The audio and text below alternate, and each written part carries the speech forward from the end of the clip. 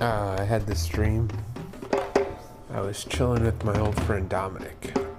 Dominic used to drive this Chevy Cavalier, or, it was a Cavalier, or, no, I'm sorry. It was a Metro. It was like a Geo Metro. And it was a POS, but it ran, and he used to cart us all around.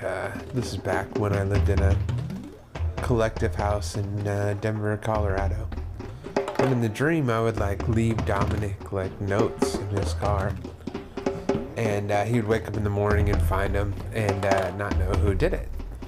And so this went on for several nights, and he installed this little alarm thing to set off when I was near him. But I really didn't mind getting caught because I wanted to see him anyway. So he caught me, and we went on a ride, and he wasn't mad at all. We went on a ride, and I had Mike the cat, my old cat who passed away. I had to put him down a few years ago. Still really sad about it, but Mike was in my lap, and Dominic was driving. We were having a good old time, and we ended up at this party. And at this party, it was kind of a small party, maybe a dozen of us. And I was in this art gallery type room, and it was in between art shows, so there wasn't a lot going on the walls or anything.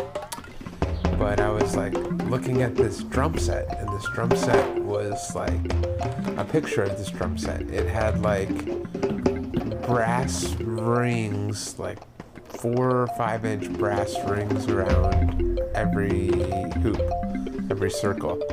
So it was these drums were primarily just made of metal, Now, I thought that was kind of cool. But I was talking now how neat would it be, I was doing this hypothetical, if you had this really, really cool drum set, really loud drum set in a cave, right? And when you played shows, the drum set never left. The cave just had portals that could open. So the drum set stayed in the cave, and the portal would open up right where the show was. So it's sort of hard to explain, but it would almost be like a bank vault door, at each venue underground that led to this cave that this drum set was in. So you could be playing, miles away, and they would open up a portal to the venue, and the sound, once the door was open, could come up into the venue, and they could hear it there. And man, they thought that was a great idea. They're like, "Oh, you just thought of that right now?" And I was like, "Sure did. I just came up with that on the spot."